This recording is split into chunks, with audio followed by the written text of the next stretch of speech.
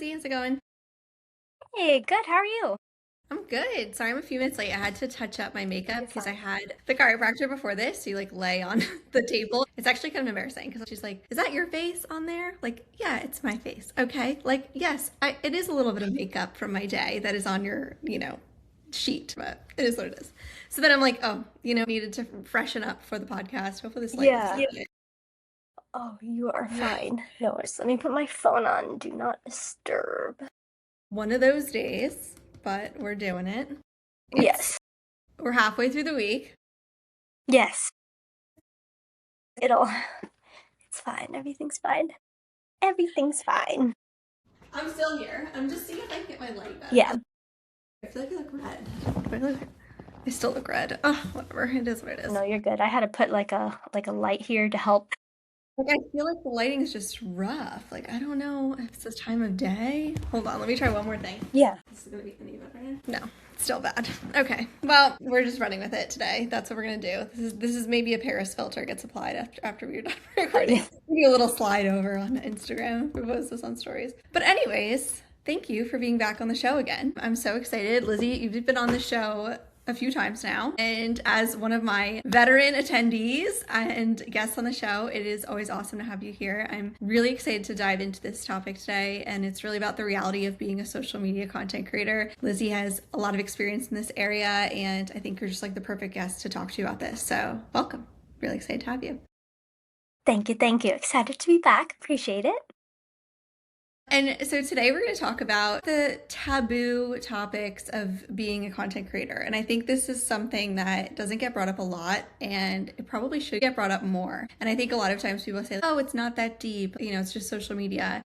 Like, I kind of get that, but I kind of don't. At the end of the day, yes, it is social media. We're not, doing anything crazy here. But it is personal, especially when you're a creator. You are putting a lot of segments of your life out there on the internet. You're also putting out tips, advice. You're just being really raw and authentic, which is something we always really try to stress on this show. But in doing that, it can feel a little strange at times. I think there's so much that comes with it. There is like an emotional piece. It is kind of deep when you think about it. And we're all just kind of learning as we go. So in today's episode, we're really going to break down things about the algorithm, maybe not loving you back and how that can feel, transitioning into talking about our worth and our metrics, and talking about the creating content while you're feeling invisible, the pressure to always be on, if you've ever experienced imposter syndrome, and then turning your passion into pressure. Lizzie and I talk about this all the time, but you start, creating content as like a passion project, and then it can snowball and then more pressure can get added to it. So I think that's something we're going to kind of talk about and wrap up the episode with, and share more about how social media really is a highlight reel versus reality. So really excited to dive into that. I think the first thing I wanted to bring up was understanding that the algorithm doesn't love you back. And I think we were trying to go with personal brands a little bit different, right? If you're running a business account, which I know Lizzie runs accounts for brands, it's a little bit different with chasing trends, because you can stay in the lane of, okay, this is what the brand's about, this is what I should be posting about. But then when it comes to personal, you still want to get your message out there, but you also want to get to your audience and then to a new audience. Lizzie, do you ever feel like sometimes you're trying to understand the algorithm, and the more you try different content styles, sometimes the worse it gets, at least from my personal experience? I definitely agree. And if anyone has used Instagram and even the last 7 years, it has changed so much when it first came out. And adding an algorithm, I feel like you can chase it, you can try to understand it, and it almost feels like it works against you. And it almost makes you feel less authentic because you're trying to be more authentic while also hitting everything you need, building that audience, getting your message across. Because I feel like at the end of the day, as influencers, it's hard to find that balance between adding into consumerism. Although influencers, we promote brands, we help push sales, and then it's hard to find that genuine balance where you need the stats, you need the sales, but then you want people to enjoy what you do and support you just cuz, but then you have to hit numbers, and then you're thinking about all of this, and then you're trying to connect with people, and then you hear other people say it's not about what you like, it's about what your audience wants to see. And then you kind of like spiral back in your head. I was like, okay, if that's what the audience wants to see, if that's the algorithm, and then you kind of flip back and you go, wait, but that doesn't feel like me, like I'm not happy. So yeah, the algorithm, I feel like, is such like a cat and mouse chase, and it's very relevant and it's very real. So it's kind of hard to find that nice balance to be where do we draw the line? Do we continue to Right. chase it, figure out the trends, stay on top of it, spend all the time doing that, or do we just create? Yeah, that's a great point. I think from personal experience, I'm not really one to jump on trends, so to speak, where it's more of what I think the algorithm is favoring at the time. There's so many trends going on. I feel like I'm one of those typical millennials that doesn't get to them until they get to reels, and then at that point the trend's kind of over and I've kind of just haven't jumped on it at that point. But I do notice that even just looking back at my older content that I was a lot more aligned in sharing some of it. I'm starting to kind of get back into that, which I'm happy about. But especially as creators too, you're told from brands they want a reel because like reels are trending right now, and that's the best way to get more eyes on your account. My personal experience, my reels actually don't do that great compared to like a carousel post or more pictures or sharing more storytelling. If I'm gonna post a reel, like most of the time, like I mean sometimes they do okay, but I would say a lot of times when I put a reel up there, it's like a trip to the flop factory and nothing really kind of it doesn't take off the way I would like it to. Maybe because it's not something that's super easy for me to create. Some reels are easier to create than others, but if I don't feel aligned or excited about what I'm sharing, it doesn't perform as well. I'm chasing that algorithm. Okay, it has to be a reel and it has to be under this many seconds and it has to have a hook and it has to do all of these things. Versus when I first started creating content and sharing online, it was photos and it was like in-depth caption where I was writing a lot.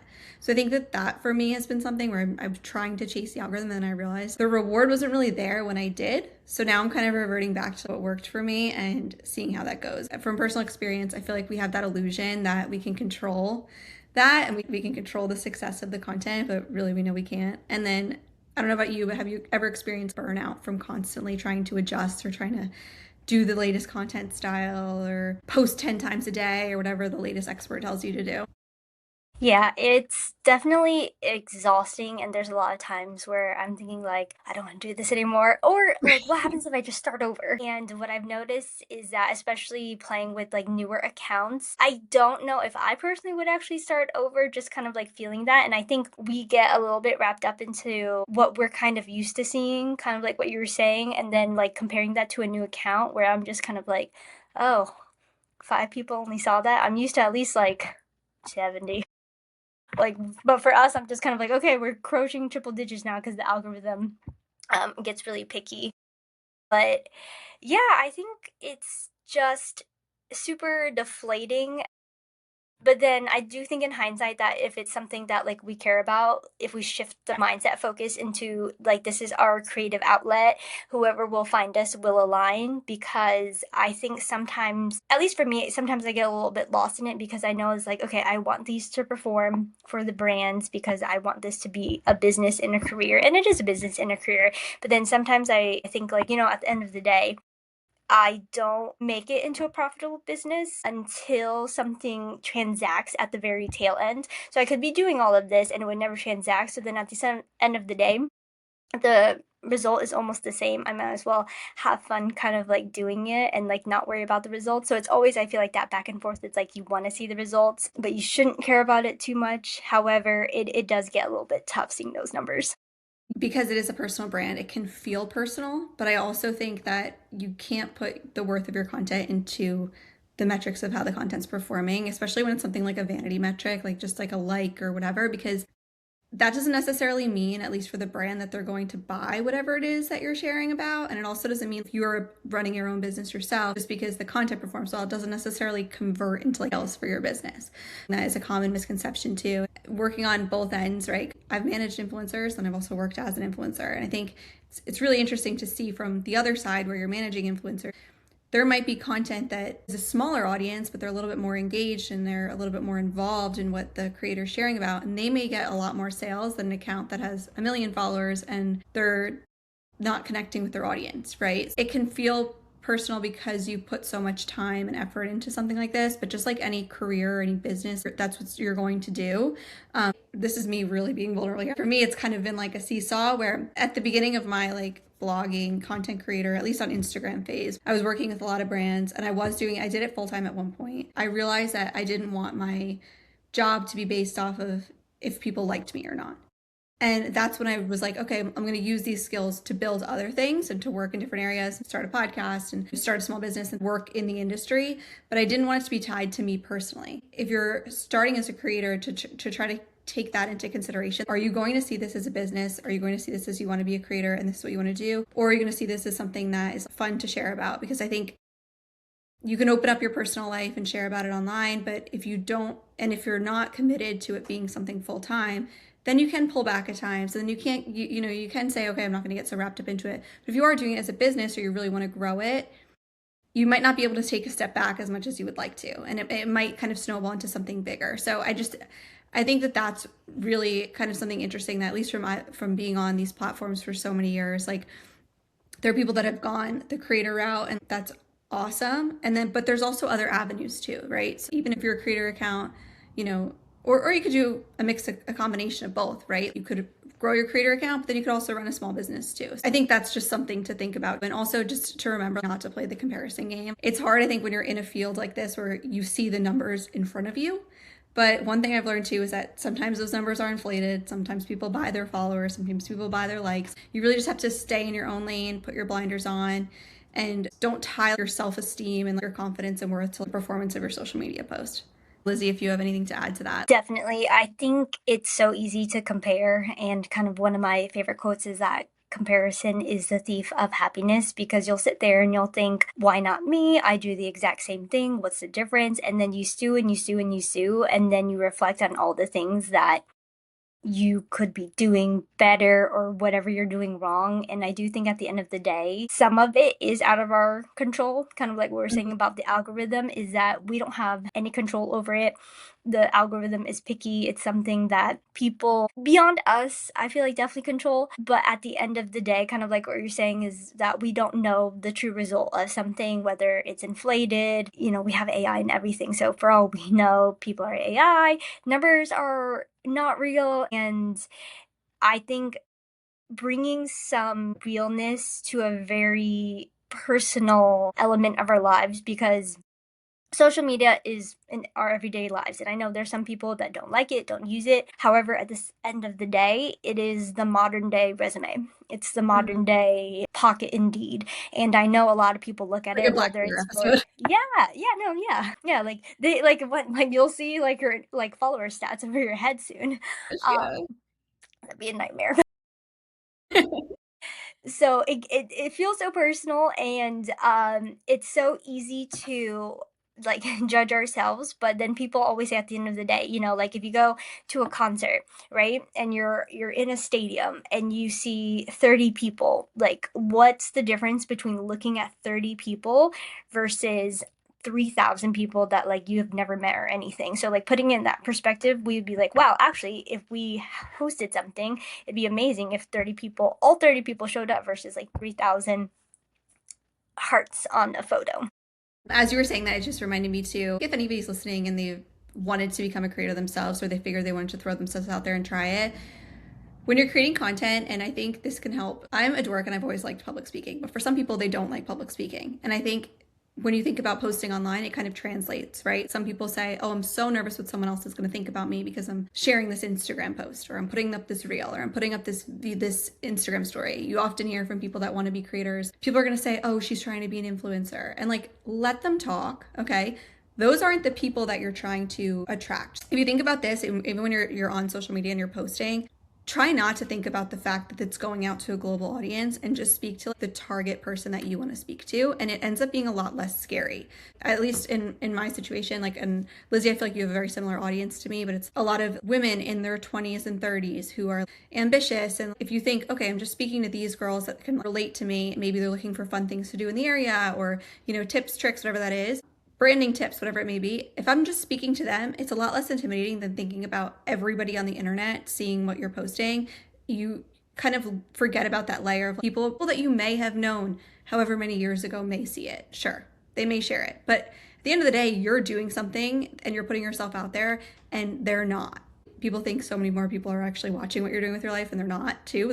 They're too concerned about what you think about their life, which is crazy, but that's kind of how the concept all works. Just focus on that target audience. It's a lot less scary. I'm just posting on Instagram to Bex and Lizzie. That's a lot less intimidating than saying, oh, I'm going to post it out to everybody. And then the silence can feel really loud if you don't get the response you want, but just continue to focus on that exact target audience. And it kind of peels back that layer of stress for some people. So as marketers, you take a different spin on looking at social media and looking at digital marketing. If someone's working as a creator, they may look around and see what's working for other creators. And actually, when you work in marketing, you're looking around not to emulate what other people are doing, but to do something completely different. I would recommend, just because it worked out for a blogger posting about something doesn't mean that your content has to be about that too in order for your page to take off. You should actually be looking at what's different about you, why people should listen to you and hang out with you online. That should be the focus. So what's different versus I'm going to copy what everyone else is doing. When you copy what other people are doing too, your audience can feel it, and it's a lot slower of a growth instead of just staying in your lane and focusing on you. I don't know if you've experienced that too, Lizzie, but I think it's easy to look around and say, oh, this content's doing well, or this topic's doing well, and try to jump on it. It's not necessarily going to translate to the people that are following you. I agree. And like, not to call people out, but like, you'll see like groups of influencers and you'll see a very similar pattern. It'll be like, I'm just gonna use the beach because we live in Florida. Mm-hmm. Waves, and then hibiscus, and then the sand, and then the shells, and then like the bikini, and like and they're cute. Like, I'm not I taking love the any aesthetic. way from it. Yeah, like I love it. That, like, wish we had clearer water here.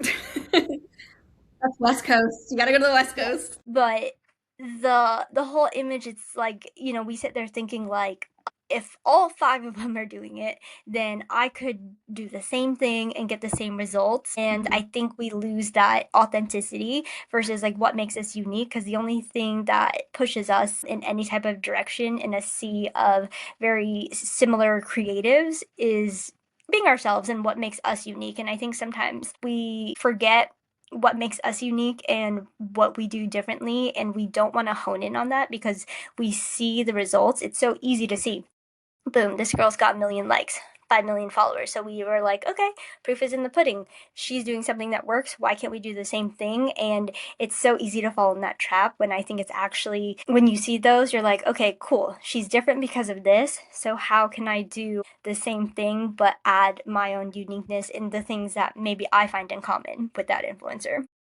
Yeah, that's good advice. Just adding your spin on the content. And, there's so many content. There's so many creators that talk about fashion, but they talk about their own specific take on it, right? That's what makes them stand out, and that's what makes their account different, and what people helps people to remember them online. So yes, there's plenty of people. No one on social media is really reinventing the wheel and like coming up with something totally new. It's just different variations of it in your own unique way. So I want to shift a little bit to talking about maybe a quieter season when it comes to social media.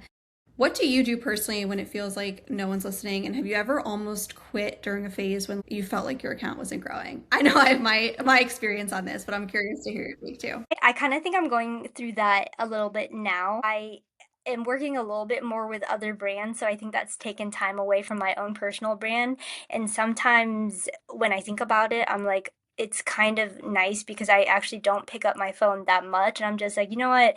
I don't want to stress to create something. But then I do get that little itch like, but this is what I love. I do love, at the end of the day, just creating, just doing photography, just something creative in that aspect. So I think when I do take those breaks, it's a nice reminder of like, okay, this is actually what I love to do on the creative side, and what I originally jumped on that platform for. And it wasn't to be popular, it wasn't to be, any of those things. It was a creative outlet to have a digital resume in a society, in a world where we may have been rejected otherwise. And so trying to remember like that is what that can create opportunities for. It's a nice reminder. However, I do think sometimes what I focus on is that when things get too much, especially when things get deflating, is like kind of like going back to the same things, that what makes me happy. And what will definitely take my time away from the phone is running, playing pickleball, just like going like out, like in the world. Like, I know it sounds silly to say, but I think we really don't, like, you Yeah, see the people real like, oh world. yeah, like I'm running. Like, no, like you're not really running if you have time to set up your camera, set up your phone, run across Right. this way, run across that way, and your makeup's still perfect, like run. I think it's really relatable too. Like you said, when it feels like no one's listening, sometimes that's when I usually go quiet myself and I kind of take a step back and say, okay, what was the reason that I even started this in the first place? Why did I even care to post on these platforms? And similar to you, it was for me, it was photography and writing. I loved doing both, and that was a really great creative outlet. We started social media and we started posting and putting ourselves out there for that creative piece. It wasn't the external validation. Who cares what people like or what they don't like? It was, this is me being myself and sharing what I like. And if you like it, great. And if you don't, move along. And I think sometimes when it feels like no one's listening, you just have to kind of remind yourself of that. Do you truly enjoy what you're doing? And like, being a creator is a really long process. It's ongoing and you have to constantly want to keep doing it. For me, there's been so many seasons where you can definitely see on my account too, where I'm really into it, not as into it, really into it, not as into it. That's just common for people that are, doing this field. It's kind of the name of the game. It's been using the skills that I've learned from social media to do other things. It does take away time from my personal page. Because it has taken time away, it's made it so I'm posting less, and I don't feel like every day I have to post anymore. You kind of relieve yourself of that stress when you start doing other things. When I was doing content creation a lot and working with a lot of brands, every day I had to do something, a post. Every day I had to put myself out there. Once it starts to kind of like a job and not a passion project, there's kind of that mental game. One thing that's really helped me in the creator space is I don't go on social media on Saturday and Sunday. I take the weekends off. I've started this year. I don't like to scroll. I think for me it's creating content and sharing it and then engaging with my audience, but that doesn't need to happen every single day. It doesn't need to take over such a big part of my life. Using what I've learned, keeping my routine realistic with social has really shifted my mindset on it too. Remember that it may feel like no one's listening because right now, actually, if you look at the stats, engagement on social as a whole has gone down. People aren't liking anymore. They're just constantly lurking and sharing and saving. And so just because people aren't engaging with your content doesn't mean they're not seeing it, doesn't mean that it's not, carrying some sort of part of your message. The vanity metrics or the external, out there to everybody, it's really slowed down a lot. It was a lot easier to grow an account years ago. As long as you're connecting with your right audience and you feel this is what you want to do it. But definitely don't feel like if I have to post every day. Breaks are so helpful, I think, too, with that creative piece. So, Lizzie, from your experience, where do you draw the line? A lot of personal brands will relate to this. Where do you draw the line between being authentic and then oversharing online? That one. So I feel like there's two different routes, and I'll kind of keep this one company and what they offer kind of private. So when something doesn't align with me personally, no matter how much they pay, they don't pay a lot. But no matter how much they pay, and I'm thinking this doesn't align with my lifestyle and my values, I cannot pretend that I use this and that what I have now is the result of it. So I do draw a line there where even if it's a few $100s, it'll be easy, it'll be a super easy clip. I definitely don't take those on because then I think I have truly lost myself and the whole message and values and how far the dollar is going to stretch in this kind of industry. And there are other times where I think when I'm trying to promote something, things can be misconstrued and people have all varying opinions. People are always going to dislike something, like something, whatever it is. So I think that as long as I know at the end of the day, I set out what I set out to do, I'm in my creative space, I'm branding myself, especially for us that we've been doing this a little bit of time now versus maybe just starting out, is that I feel like we know for this stretch of time this is what we're on this platform to do, and it's to create and it's to inspire. And there is then the other flip side is that sometimes you have to kind of look at people and you're like, you know what, I don't care for your opinion. I put it on the internet not necessarily to get your opinion. I put it out there, of course I'm subject to that, but at the same time, if I choose to put it out there, that's me, that's my choice, and if you don't like it, kind of move along. So I feel like there's all these little stray variants on where you kind of draw the line with everything. So I feel like it's kind of hard to say, but I do think that if there's something that you are passionate about and that you care about and And it could be anything. And it could be simple as something in fitness is that I think is like, even if it's not perfect, but you like it, you care about, and you're willing to get better and you're willing to improve, and you get maybe something negative, as long as you're willing to improve from that, I feel like you're always going to stay in your personal branding and your authenticity. Being selective with your brands and your partnerships is huge because people can tell like right away if it's not aligned. Sometimes I don't really want to turn that down. That'd be a quick little reel. And like, if it doesn't align with your personal brand, it's not going to perform well. And then actually sometimes when you say yes to too many opportunities, it dilutes the content creation process where this doesn't feel that much fun anymore because I have to now sit down, try to come up with a creative idea. And it just feels a lot more like work versus something that's you're passionate about. I think for me, when it comes to drawing the line between being authentic and oversharing, it's not easy. If you're a personal brand, it's really hard to find that balance because you want to let people into your life, right? But you also don't. Like, at least for me, you have that seesaw. I share little tidbits of my life, but you see one little small fraction, maybe a 30-second clip of my day, and you don't see the whole piece of my life. And I'm really selective in terms of what I share. I think I was a lot more of an open book when I first started on social media, and I was posting a lot of stuff and daily life and what I'm doing and all these things. And then I've gotten really selective with what I share. So I share a lot less. I kind of set up a lot of boundaries on that. And one thing so if you're trying to grow a personal brand, you actually don't have to share your personal life. You just have to share a message out to people, and you can weave in different aspects of your personal life if you're comfortable with it, but it doesn't have to become a reality show of your life. And I think for so many creators, for me, I struggle with this balance because I felt like I was sharing so much that maybe I'm oversharing and people don't need access to what I'm doing 24/7. I don't need to be posting stories all the time because I felt like I had to post stories because I had to at least post a story a day of like what I'm doing because, everybody on the internet was like waiting anxiously, on the edge of their seat as to like what I was doing that day. Like, no, they weren't. But like in my mind, I was just like, okay, this is how you grow. Like, this is how you connect. You share a lot. You really don't have to share like every detail. You can actually be really selective. It's more about getting your message out there. So if there's something you're really passionate about, you really enjoy doing, if it's an area of your life like fitness or fashion or branding and business, if you're a marketing nerd like me and that's your thing, share about that. That doesn't necessarily correlate to sharing about personal things going on in your life.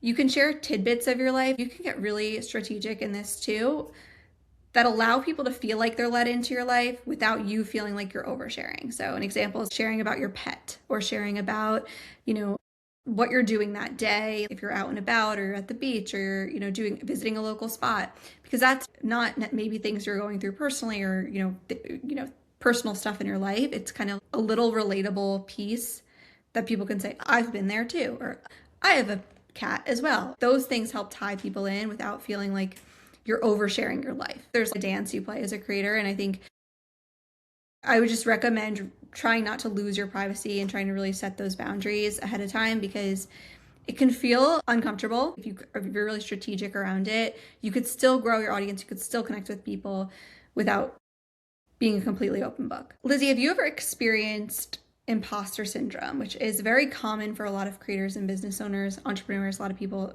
How do you approach that and how do you feel about it? I feel like I definitely get imposter syndrome a lot, and kind of building off of the oversharing topic. I'm sure everyone has seen it when someone whips out their giant tripod in the middle of a whole crowd and gets their whole influencer dance on. And by all means, if that is your life, not judging, but Right. um it encroaches kind of like the both categories that we were talking about. Sometimes, like for example, when we're invited to restaurants, like so we'll get opportunities to collab with the local restaurant. They'll comp the meal in exchange for content, and they do want sometimes live content during the day. So I do feel like sometimes it's awkward because your camera is out, and I know it's more of a common thing, but when you're actually kind of there to do what you're asked to do, like you're hired for the job, sometimes I still feel like, "Oh, I don't have that many followers. Do people actually wanna see me eating?" So it's always like that back and forth, like, do they want to actually see me drink a drink and order my food? Like, do they even wanna see, like, this part of my life? Am I lying? So I think that sometimes shifting the mindset to be at least I have this opportunity. I asked for this opportunity. It was gifted to me. This is what I wanted. This is what I worked for. And just understanding that I do like to share those parts of my life. And this is the part of my life that I wanted social media to strongly be a part of versus kind of like chasing trends and chasing numbers.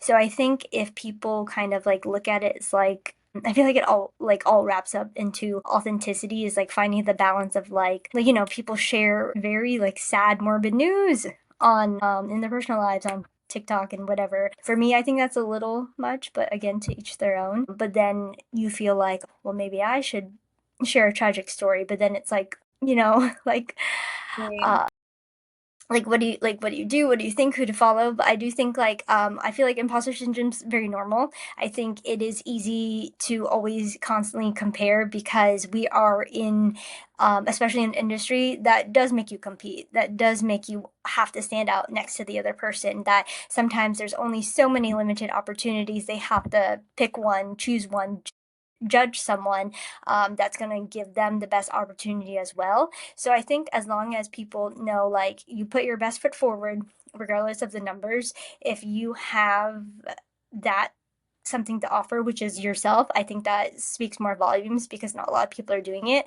I have been in situations where um, brands were disappointed with numbers sometimes, and I had to kind of like readjust and reaffirm and say that, you know, that's the downside with social media marketing is the ROI is that what you kind of pay for is the exposure, the extra marketing, the return on the investment of clear, crisp pictures that you didn't have to create yourself. So it's all these like little like chess pieces in a very, very long game. So I think as long as people just remember that disconnect from the internet, then you'll have like a good kind of like mental stability through it. But I think imposter syndrome is it's up and down. Especially working with brands and businesses of all sizes, they really have to get specific with the goal of the content that they're creating. Do they want content that they can then run as an ad and they can get the exposure for, or do they want brand exposure? Because those are two very different goals. A lot of brands are still trying to figure that out. Or they got this influencer to come, how come 100 people didn't pour through the door the next day? Was the goal of that to get the content that you now can share for, ever and put out there on social and run as ads? Or was the goal to get people to come in through your door? I actually spoke to the CEO of a company called Momfluence, and she manages over like 9,000 mom creators. And that's something that gets brought up with brands a lot. And she almost always recommends that they use influencer marketing as a way to get the content that they can then run as ads. It's that content creation piece. And yes, they do have an audience that, feels connected to them, but it doesn't guarantee that you're going to get sales from them. The goal is never, I'm going to bring in a bunch of sales. The goal is more so, I'm going to get a good piece of content and then I'm going to use it to run an ad that'll hopefully generate sales. Or at least I always have that person's real experience that I can then share out. And that's so valuable. And brands are starting to pick up on that. But if you're someone looking from an outside lens, okay, this is an influencer here. They look at it as a celebrity walking through the door and they're like, oh, they'll bring in all these people. But it's not necessarily the case. It's more about that long game. They don't know if you have 2 million followers or 10 followers, just break out the tripod and do your thing, if this is what you want to do. Did creating ever stop feeling fun for you, even temporarily? And was there ever a time that you were like, okay, I feel like I'm losing the original reason I started? Maybe you had a little bit of creative fatigue. This also goes back to like monetizing creativity, which I think is something that creators can really relate to. But from your experience, do you feel like the passion ever kind of turned into like a pressure point? Definitely. And I think you kind of hit it especially when Instagram and everything was able to be monetizable. And I think when there was that shift, and when I think people really started realizing, especially for YouTube, how much money that you can make with YouTube. So, like the rise of Mr. Beast and the Paul brothers and all that, I think that put on so much pressure because you're thinking like, okay, I am almost there. I've been doing it. Now I just need to take it that little extra step to make this, a reasonable living. And you're sitting there thinking like, wow, imagine how life could really change from now into like 5 years as long as like this continues and continues to pour. And then you're kind of like sitting in your head like, everyone said like, no, don't do this. No, don't do that. Your path should be this. You have to follow this. Like, oh, that sounds crazy. And it's like, you want to be that crazy one that proves everybody wrong. And then you start seeing it. And then you kind of like fall in that middle because it is tough. It gets competitive, and it gets competitive very, very, very, very quickly, especially when the moment they bring any money in. Yeah, I feel like I definitely felt the pressure to continue to grow. And I think that when they changed the algorithm the first few times, I noticed a shift Oh, in my yeah. following account, my algorithm, the likes, the everything. Like, I used to tell people, I was like, I kid you not, 70 followers every single day. Thousands of likes. It was just like, you're like, oh my gosh, like kid in a candy shop. And then to go from that to, I'm lucky if my own friends are able to see my content because of the way the algorithm goes, it can feel super deflating. And then it's always like you feel like you're on the edge of that cusp, like, okay, maybe it's going to get better, it'll change, this will shift. Yeah, so it's hard, but I do think, like, kind of like what we've been saying, and it's like this whole incumbency journey that I do think it's worth it in the end. It's just, even when you are at the top, to not lose yourself in it, because we've seen even like the greats fall and the greats loser.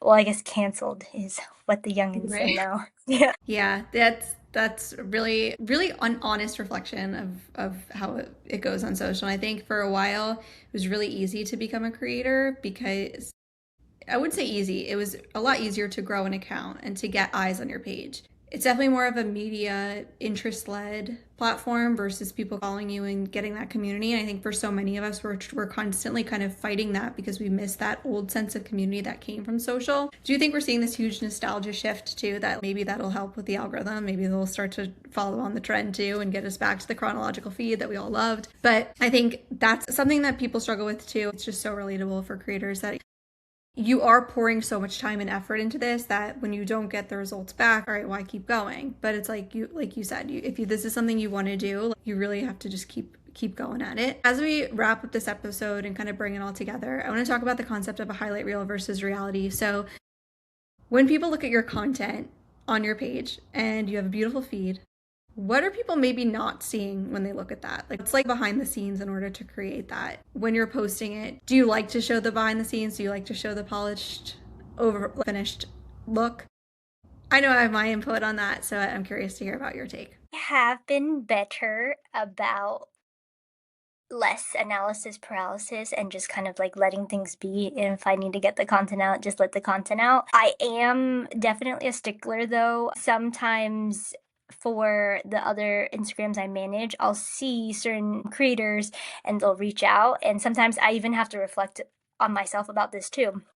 I'll scan their Instagram real quick. So just mobile Indeed resume. So I'll scan their super quick and I'll be like, not super high quality photos, not that much engagement. Like, could work with them, could not. What are they asking? And then I have to kind of like snap myself back. Like, it's hard to have like that business mindset because I have to protect the brand. I have to, Right. I don't have a large budget, so I have to be very picky choosy. I have heard from like other people, like they'll do gifting and then they don't get anything back, and and that's just a risk that they have to take. So I can definitely see sometimes in that aspect, I'm just like, oh my gosh, is that what people like look at me, because that's what I do to other people, and then I kind of like go backwards, and then I'm like, okay, my feed has to be perfect, not too many selfies. And then like, oh, I posted a selfie, so the next picture can't be another one of my face or else it'll look weird. And so I do find myself going like, oh my gosh, peace, peace, peace, peace. But then you see other people that are very successful, and it's all like face a quote, a face a quote, like, again, The like not dogging on yapping, anyone. like what is it, the yapping videos are like the trend now, and then you go to their feed, and there was such a great thing though about the aesthetic of a feed back in the day. And now Yeah. it's like not really that important anymore. It's more about the content itself. So Yeah. it's so interesting how it's changed. Okay, I have a conflicting opinion because a lot of people say you have to show the messy side, you have to show the behind the scenes. I disagree.